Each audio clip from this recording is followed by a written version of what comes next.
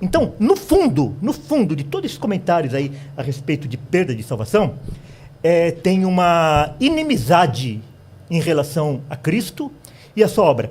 Inclusive diz que essas duas citações que fiz representam um pensamento de quem são inimigos da cruz. Ora, se esses dois são inimigos da cruz, eu sou inimigo da cruz, acho que o César também, porque pensa da mesma forma. E aí eu gostaria de saber, além de crer em Cristo, o que mais eu tenho que fazer? Então, se o senhor concorda, não tem debate. Porque da sua perspectiva, vocês não concordam numa perseverança. Mas calma aí. O tema tema do debate não é se é possível calvinismo. perder a salvação. Não, o tema não é calvinismo. Sim. O tema é possível perder a salvação? Sim, o Walter ele cita muito Lutero, cita muito os concílios, mas ele pouco a Bíblia, né? Vamos pro texto, Walter. Atos 1:25. Kaique, não seja desonesto, por favor. Eu citei mais textos do que você.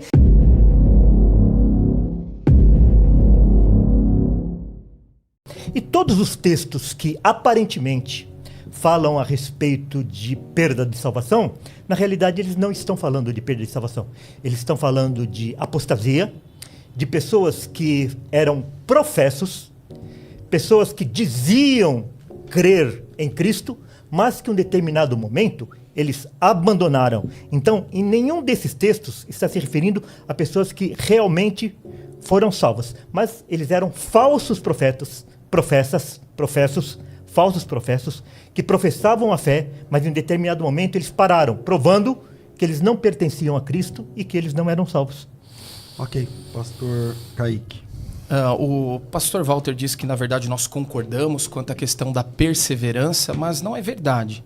Porque no calvinismo, eles rejeitam a ideia da sinergia, né, da perseverança condicional. É como se o próprio Deus perseverasse por mim, anulando ali a minha responsabilidade. E aí, no segundo momento, o Walter cita alguns... Ele diz que os textos, né, que falam de uma suposta apostasia, é uma apostasia no sentido apenas não de uma conversão autêntica, mas que a pessoa foi apenas professa, não é verdade? E aí eu gostaria de fazer menção de um texto bíblico que mostra... Aqui, por favor, se você puder acompanhar aí, Walter, para nós analisarmos o texto. Acho que é interessante o debate ele girar em torno dos textos bíblicos. E o texto em questão é 1 Timóteo, capítulo 1, versos 18 a 20, que fala de Himeneu e Fileto. Então, por gentileza, se você acompanhar aí comigo, sim, pode ir. Vai perceber o seguinte. Paulo vai dizer assim: Timóteo, tome cuidado. O que nós temos, em primeiro lugar, é uma clara advertência. Timóteo, tome cuidado. Este mandamento te dou, segundo as profecias que houve acerca de ti, que milites por elas boa milícia, conservando a fé e a boa consciência. Timóteo, conserva a fé e a boa consciência. Toma cuidado, persevera. A qual alguns, rejeitando, fizeram naufrágio na fé. Walter, só naufraga quem esteve no barco. Verso 20. Entre esses foram Himeneu e Alexandre, os quais entreguei a Satanás para que aprendam a não blasfemar. E aqui eu gostaria de destacar pelo menos 3 características que evidenciam que Himeneu e Alexandre, de fato, estiveram na fé. Primeiro, porque eles não eram descrentes ou opositores. O texto revela que eles estavam na fé. E estar na fé significa que se trata de alguém verdadeiramente convertido. E por isso eles naufragaram. O segundo momento que o texto vai revelar para nós é que eles se desviaram da verdade. Walter, se eles se desviaram da verdade, implica que um dia eles estiveram nela. E aí, Paulo ainda diz a Timóteo que eles foram entregues a Satanás. E nós bem sabemos, conforme 1 Coríntios 5:5, que ser entregue a Satanás se trata de um ato de disciplina severo aplicado não na vida de incrédulos, mas de crentes que pertencem a uma comunidade. Não bastasse isso, eu perguntaria a você: por que Paulo advertiria Timóteo sobre a necessidade de manter a fé e até mesmo usaria 2 exemplos negativos de pessoas que rejeitaram a fé se a rejeição não fosse efetivamente possível? Ou seja, Paulo está falando de uma hipótese, de algo que não pode vir a ocorrer, não faz o menor sentido. E uma outra questão a respeito desse texto, Walter, por que Paulo emprega a metáfora do naufrágio na fé se Himeneu e Alexandre nunca estiveram a bordo do barco da fé? Okay. Sim, por favor, essas 2 questões. Essas questões aí, elas são testemunhos externos, exteriores, de alguém que professava, caminhava junto com os demais discípulos, e em um determinado momento elas abandonam a fé. É aquilo que eu já falei e repito. Não tem nenhum problema nesse texto. Ser entregue a Satanás. Deixa ele concluir. Então. Está falando de algo, de um testemunho exterior, que nós, que temos vivência na igreja, nós acompanhamos sempre isso. Pessoas que em determinado momento, elas caminham na fé e de repente parece que elas estão conosco, nós testemunhamos isso, nós batizamos, há inclusive pregadores, obreiros, que em determinado momento eles abandonam a fé, e Jesus vai falar a respeito desses daí. Nunca vos conheci. Então, esses provavelmente fazem parte daqueles que Cristo um dia irão falar, olha, vocês estavam juntos, vocês professaram o meu nome, mas eu nunca vos conheci. Porque é o seguinte, para eu admitir essa sua interpretação, Sim. eu preciso admitir que Jesus era um mentiroso ou ele era impotente para cumprir aquilo que ele prometeu. Em João, capítulo 10, Jesus fala assim, versículo 14, eu sou bom pastor, conheço as minhas ovelhas e elas me conhecem a mim. Assim como o Pai me conhece a mim, eu conheço o Pai e dou a minha vida pelas ovelhas. Depois, lá no 26, ele vai falar assim, mas vós não credes, porque não sois das minhas ovelhas. As minhas ovelhas ouvem a minha voz, eu as conheço e elas me seguem. Daí Jesus fala assim, eu lhes dou a vida eterna, jamais perecerão. Então, esses que pereceram não são aqueles que pertencem às ovelhas de Jesus.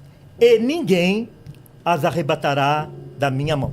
Nem a própria pessoa. Eu, por exemplo, às vezes eu tenho 2 netinhos pequenos, e às vezes eles vão lá no escritório e eu levo eles para tomar sorvete.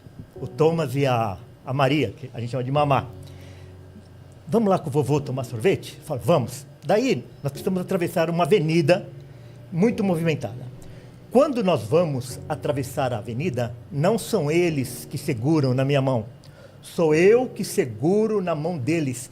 E mesmo que eles fazem força para fugir da minha mão, eu não deixo, porque eles são meus netos. E assim Cristo faz conosco. É Ele quem segura a nossa mão. Então aquele cântico lá, segura na mão de Deus, é uma liberdade poética, porque na realidade é Deus que segura a nossa mão, porque o nosso desejo material, o nosso desejo sem Cristo, sem a ação do Espírito Santo, é fugirmos da presença dEle. Mas quando nós pertencemos a Ele, Ele nos segura pela mão e não deixa nos escapar. Então, esses daí eram falsos professos. Certo. Antes de comentar o texto de João 10, que é um dos mais utilizados pelos nossos irmãos calvinistas no que tange a perseverança incondicional, permita-me apenas comentar aqui 1 Timóteo 18 a 20, que é o texto que, com todo respeito, você deu uma resposta muito simplória, né? Não trabalhando ali os aspectos que eu levantei. O evangelho é simples, até uma criança entende, né? Deixa eu só concluir, Walter, por gentileza. A situação ali do entregar a Satanás, eu fiz menção de 1 Coríntios 5,5, que é uma disciplina a alguém que pertence à comunidade e não a incrédulos. Você simplesmente ignorou, mas tudo bem. Gostaria de citar rapidamente aqui um comentarista, o Champlin. Ele disse assim, pode notar que a fé é considerada aqui, se referindo a esse texto, o barco no qual o crente viaja. Paulo emprega aqui uma metáfora náutica.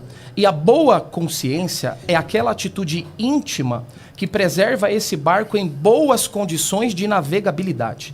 Uma vez que o crente abuse dessa proteção, porém, a fé não tarda a ceder ante as forças do mal e começa a ser destruída. E então o barco naufraga e o que nele navega perece. Ou seja, 1 Timóteo 1, 18 a 20, ensina tanto a necessidade de manter a fé, quanto a possibilidade de rejeitá-las. Esses dois elementos vistos em conjunto apontam claramente para a possibilidade da perda da salvação. Esse primeiro texto que nós trabalhamos. Agora, o texto que geralmente os calvinistas usam, né? As minhas ovelhas ouvem a minha voz, eu as conheço, elas me seguem, eu dou a vida eterna. Tem um detalhe aqui no grego que muitas vezes os irmãos calvinistas acabam rejeitando. E qual que é o detalhe, Kaique? O detalhe é que esses verbos aqui, eles estão no tempo presente e, portanto, revelam a natureza condicional. O teólogo Dale Moody, ao comentar o tempo verbal do presente no grego, diz o seguinte: João 10:28 é frequentemente usado como um manto de proteção por aqueles que ignoram muitos avisos do Novo Testamento sobre voltar atrás ou apostatar. Aí ele diz assim, ó, uma tradução literal desse texto dificilmente precisa de explicação. Qual que é a tradução literal considerando o tempo do verbo?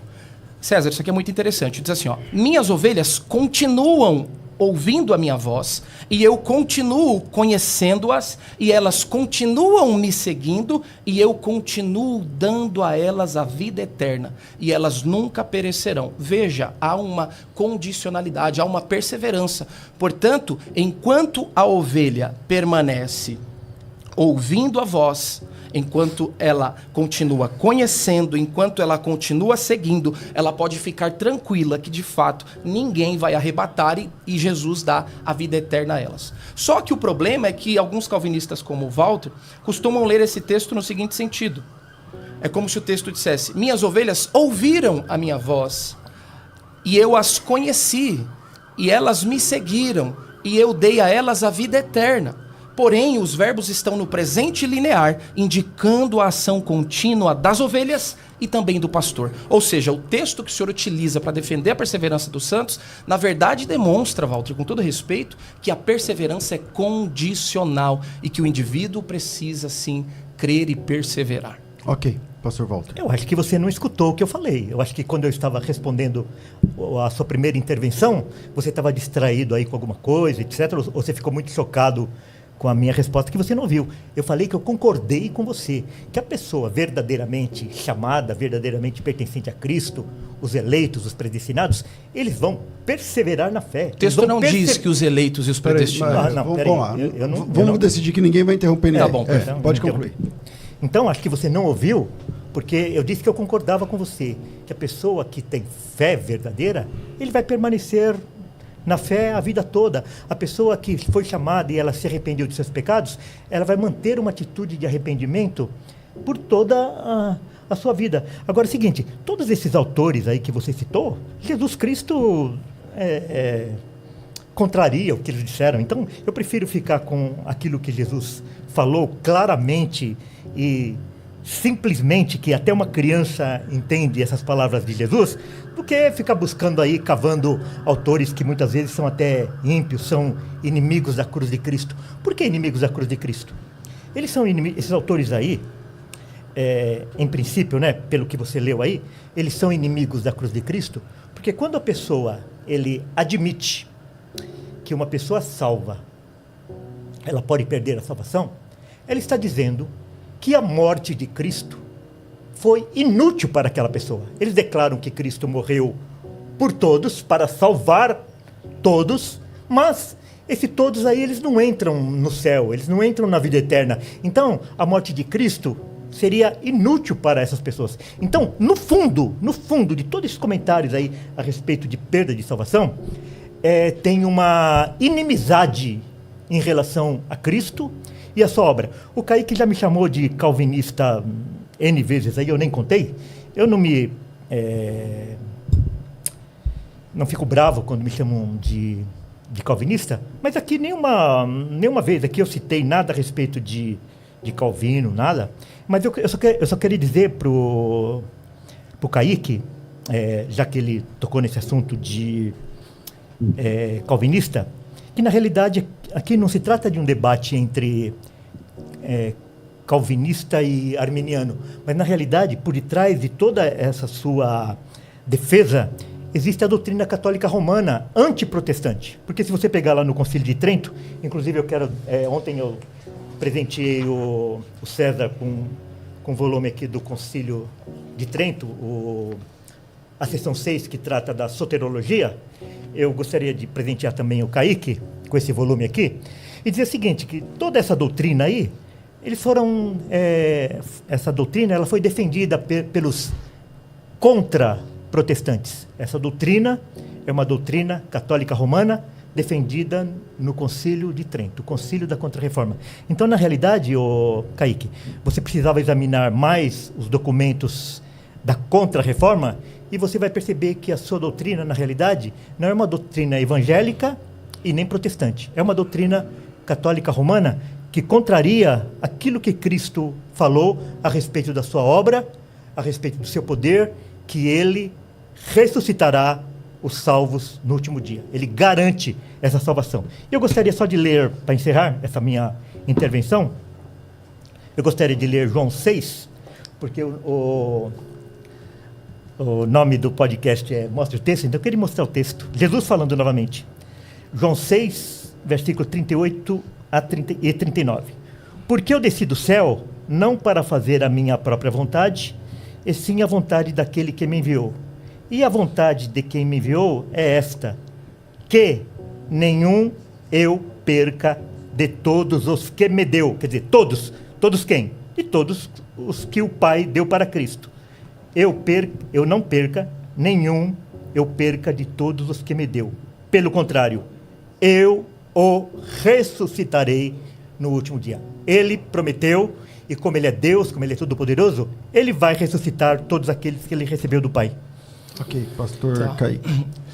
O Walter vive dizendo, né, que os arminianos subscrevem a perspectiva católica e que a nossa soteriologia ela não é protestante. Isso não é verdade. Inclusive diz que essas duas citações que fiz representam um pensamento de quem são inimigos da cruz. Ora, se esses dois são inimigos da cruz, eu sou inimigo da cruz, acho que o César também, porque pensa da mesma forma. E aí eu gostaria de saber, além de crer em Cristo, o que mais eu tenho que fazer? Eu tenho que subscrever a confissão de fé de Westminster para ser salvo? Só crer em Cristo não é suficiente? Ou seja, o senhor estava comemorando aí a reforma protestante há pouco tempo atrás, mas os solos cristos o senhor não subscreve, porque eu preciso crer em Cristo e também subscrever a confissão de fé de Westminster. E até vi, inclusive, ontem um trecho no debate onde o senhor disse assim, que aqueles que pensam dessa forma, ou seja, como eu penso, como o pastor César pensa, na verdade estão com os olhos encobertos, né? Ou seja, somos como se fossem ímpios.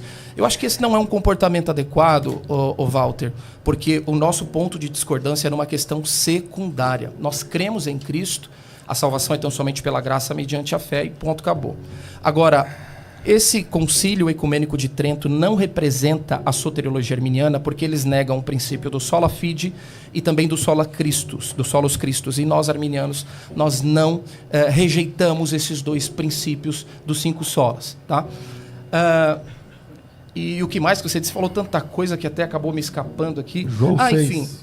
Não, um ponto, César, antes de ir para João 6, sobre João 10. Ele diz assim, você estava desatento, não prestou atenção ao que eu disse. Talvez você não conhece o 5º ponto do calvinismo, que é a perseverança incondicional. Eu estou mostrando que a perseverança é condicional. Aí o senhor diz, eu concordo com você. Então, se o senhor concorda, não tem debate.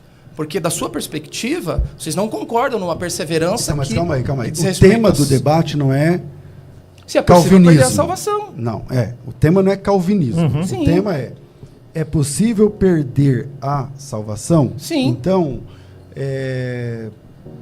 eu entendi, mas é que parece, a mim me parece, me corrija se eu estiver errado, tá, Sim, Kaique? claro, pode falar. Que a sua construção, muito boa, inclusive, ela é sobre o calvinismo. Mas não o tema desse debate é possível perder a salvação? Não, é que nisso, entendeu? Tá, aí perfeito. ele fala assim, então você não subscreve o 5º ponto do calvinismo, não sei o quê, mas aí... Eu só fiz menção disso porque o debate é possível perder a salvação? Eu defendo que sim, ele que não.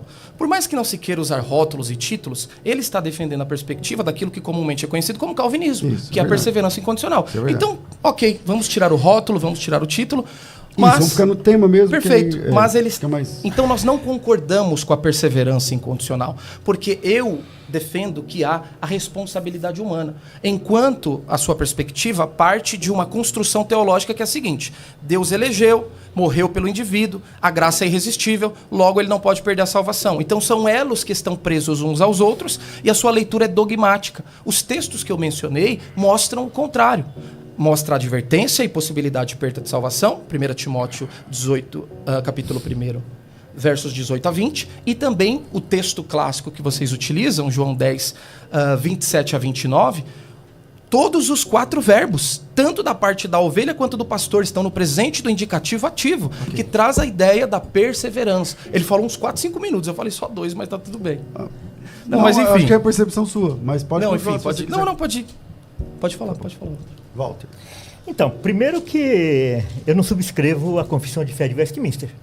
Eu sou batista, então... Não, eu disse se eu preciso, Walter. Aí o senhor já está indo para um outro lado. mas se você vai me interromper, eu também vou te interromper. Eu não tenho problema que me interrompa.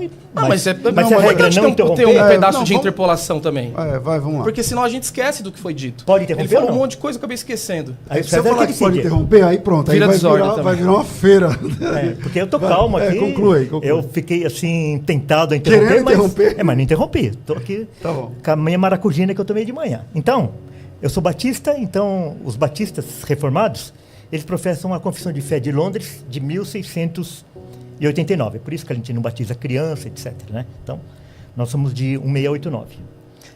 A segunda questão é que a gente não nega que é o homem que tem fé, é o homem que se arrepende, é o homem que persevera, é o homem, são ações do homem. Existe a responsabilidade humana. Nós não somos hipercalvinistas, que a gente cruza os braços e a gente fala não precisa fazer nada. Nós não negamos isso. Só que nós reconhecemos que todo dom perfeito vem do alto, descendo do Pai das Luzes. Então, se nós temos fé, é porque Deus nos dá fé. Se nós mantemos a fé, é porque Deus nos mantém na fé. Se nós nos arrependemos, é porque Deus nos dá o arrependimento. Se nós mantemos arrependidos, é porque Deus nos mantém nesse arrependimento. Então, não existe conflito nenhum entre essas coisas. E também essa questão não é apenas um texto, são N textos. Esses textos que Jesus fala que ele vai realmente salvar, eles são conclusivos, enquanto que aqueles que talvez se perderam, que eram salvos ou não, são inferências, são deduções que a pessoa faz. Então, entre a clareza das palavras de Jesus e a obscuridade daqueles outros textos em relação se aqueles eram salvos de fato, eu prefiro ficar com a palavra de Jesus. Inclusive em Mateus capítulo 1, e esse texto ele é muito falado, Mateus capítulo 1,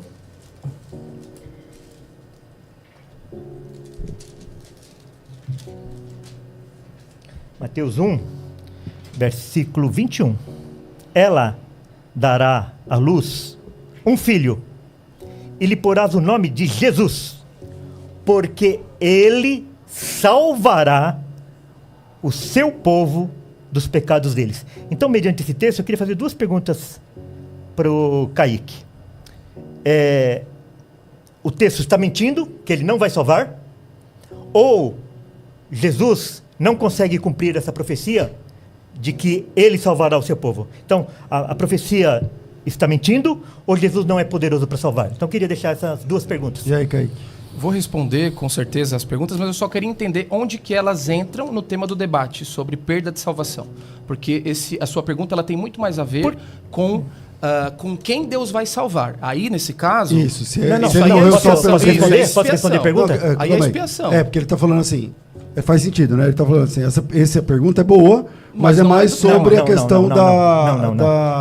É que o texto afirma da que ele eleição. salvará. O texto não está afirmando que talvez ele salvará, dependendo ele salvará. Ele está afirmando que ele salvará. mas Então, é é óbvio. terminativo aqui. Mas é óbvio, Jesus vai salvar aqueles que pela graça, mediante a fé, creem e perseveram. Eu concordo com isso, isso não é um problema para mim. Então, não acabou o debate? Ora, mas qual que eu... Acabou Mas ao o mesmo debate, tempo, porque mas ao mesmo tempo, eu falei que eu sua concordo com pergunta isso. foi, com todo respeito, sua pergunta não foi uma pergunta boa para o debate. Claro que não, porque é difícil de responder, né? Para um... Tá bom, ele vai salvar o seu povo? Vai, óbvio que ele vai salvar o seu povo. Então, tá bom. Mas evidentemente, pessoas que creem e deixam de crer, elas perdem a salvação, Walter. Qual que é a dificuldade com isso?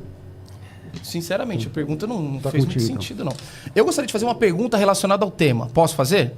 Se um crente não perde a salvação, Atos capítulo 1, verso 25, texto que diz que Judas se desviou. Judas perdeu a salvação, ele se desviou ou foi desviado? Walter, por favor, vamos ler o texto? Atos capítulo 1, verso Quer que eu 25. responda agora ou depois que você lê o texto? Ele vai concluir a pergunta. Eu estou fazendo a pergunta, você vai responder e eu vou apresentar o meu contraponto. Atos 1, 25. Depois... O Walter ele cita muito Lutero, cita muito os concílios, mas ele pouco a Bíblia, né? Vamos pro texto, Walter. Atos 1:25. Kaique, não seja desonesto, por favor. Eu citei mais textos do que você e eu não citei Atos aqui 1:25. nenhum concílio. Eu só citei aqui Trento porque você me chamou 10 vezes de calvinista. Mas eu tô falando do texto Então, vamos lá, bíblico que você tá vamos mexendo lá. nos papéis aí, Walter. Não, Atos mas 1:25. calma aí. Eu acho que não tem necessidade de eu ficar falando. Eu vou falar aqui. Cada um pode mexer no que quiser. Sim. Não é um problema, entendeu? Então vamos lá. Claro. Atos 1:25 é o texto que você vai fazer a pergunta. Vamos lá. Atos 1:25. Judas. O texto diz que ele se desviou. Como que o senhor entende essa questão do se desviar? É simples. Ele tinha uma profissão de fé, ele tinha uma confissão, ele tinha um comportamento. Em determinado momento, ele abandonou aquela confissão, abandonou aquele comportamento e traiu a Cristo. Então, ele nunca foi salvo. É um daqueles muitos exemplos de pessoas que estão na caminhada e abandonam. Isso é super simples. Agora, o Kaique, Não, eu só gostaria Tá. de que a gente mantivesse no campo das ideias, sem animosidade. Tá bom. Eu tô aqui calmo, não vim aqui para lacrar, não vim para fazer corte para depois colocar na internet para te ridicularizar, nada disso. Eu vim aqui para gente discutir os textos, responder a pergunta. Tá bom. Por mais que o senhor não faça corte, o senhor já pegou muito vídeo meu e colocou no seu perfil lá, mas não vem ao caso. Mas eu não fiz corte maldoso. Ok. Judas, o pastor Walter disse que na verdade ele nunca foi convertido. Não é o que a Bíblia apresenta no Novo Testamento. Há algumas razões pelas quais nós podemos crer que Judas sim foi um crente verdadeiro. Primeiro, porque ele pertencia ao colégio apostólico, ele foi chamado por Jesus. E em Mateus 10, de 1 a 8, ele recebeu autoridade para curar os enfermos, expulsar os demônios e pregar a mensagem do reino. Judas participou ativamente do ministério de Jesus. E nada nos evangelhos diferencia Judas dos demais nesse comissionamento. Ou seja, ele participou da mesma experiência apostólica e do mesmo envio. Esse é o primeiro motivo. O segundo, Judas conviveu com Jesus, ouviu as pregações, participou da vida comunitária e foi o tesoureiro do grupo. E quando Jesus diz, entre vós um me trairá, é interessante que ninguém desconfiou que fosse Judas. Por quê? Porque ele começou bem. Ele era um verdadeiro crente. Porém, ele apostata porque a apostasia não ocorre da noite para o dia, Walter. É algo que ocorre paulatinamente. Então, ele deixou de crer aos poucos até que ele se tornou um apóstata. Só que o mais interessante de tudo é o que está nesse texto que você leu. Porque Atos 1:25, o se desviou ali, o verbo é pareve. E esse verbo ele está no auristo do indicativo ativo, na terceira pessoa do singular. O que esse verbo significa? Em Romanos 2:23, significa transgressão da lei. Em Ezequiel 16:59, na Septuaginta, significa a violação de uma aliança. Ou então, a quebra de fidelidade entre Deus e o homem. O que eu quero dizer com isso? Não é apenas um desvio de rota. É um rompimento relacional e moral. Judas não apenas saiu, ele passou do limite da obediência para a traição.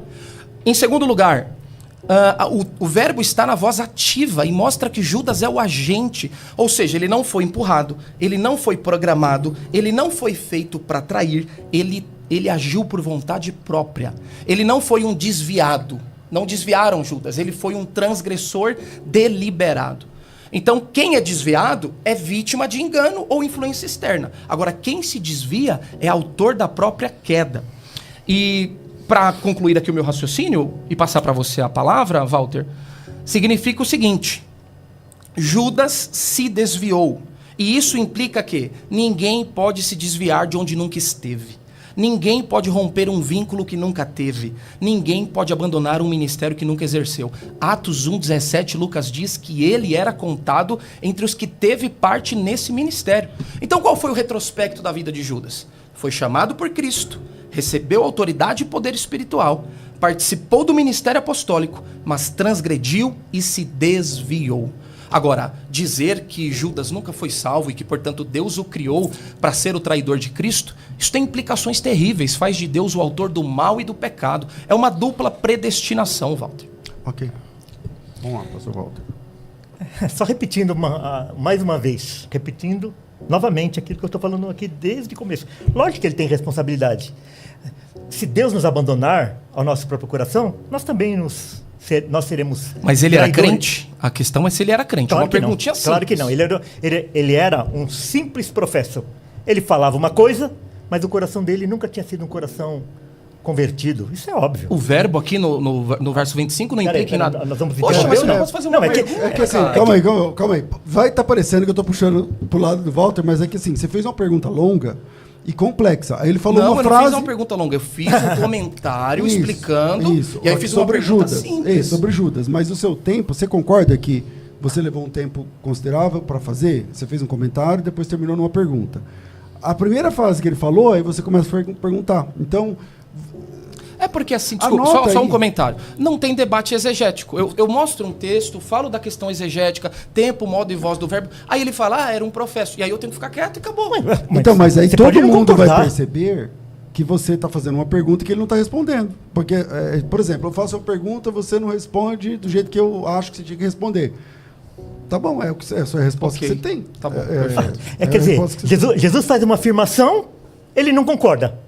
Daí ele faz uma inferência do texto, ele quer que eu concorde. Eu não vou concordar nunca. Eu posso perder todo mundo, mas eu vou continuar afirmando que Cristo de fato morreu em favor do seu povo, dos seus eleitos, e ele não vai perder nenhum deles. Então, se Judas se perdeu, é porque Judas não pertencia a ele. Cristo não comprou Judas, Cristo não resgatou Judas, Cristo não morreu por Judas. Judas, ele faz parte daquele grupo de Mateus, capítulo 7. E você não me respondeu se Jesus, lá em Mateus, capítulo 1, se a profecia é falsa ou se Jesus não tinha poder para realmente salvar o seu povo. Você não me respondeu, mas você pode responder depois. Está respondido, Jesus salva o seu Muitos, povo. daí, Respondeu. Mateus 7, 22, Jesus fala assim, muitos naquele dia hão de dizer-me, Senhor, Senhor, quer dizer, eram profetas, Senhor, Senhor, porventura não temos nós profetizado em teu nome? Quer dizer, eram profetas. Em teu nome nós não expelimos demônios? Quer dizer, expulsavam demônios. E em teu nome não fizemos muitos milagres? Então lhes direi explicitamente, nunca vos conheci. Apartai-vos de mim, os que praticais a iniquidade. Então Judas e todos esses falsos professos, esses falsos mestres, esses falsos ensinadores, esses falsos crentes, o joio que está espalhado no meio do trigo, eles ouvirão isso de Cristo. Eles são falsos, aparentemente, durante um determinado tempo, eles caminharam com as pessoas, mas eles são aquilo lá que está lá nas Escrituras, que diz assim, que o cão voltou ao seu vômito e a porca lavada voltou ao seu lamaçal. Nunca foi ovelha, são os cães e são as porcas que estão limpas, aparentemente, mas nunca deixou de ser porca. Ela vai voltar lá ao seu lamaçal.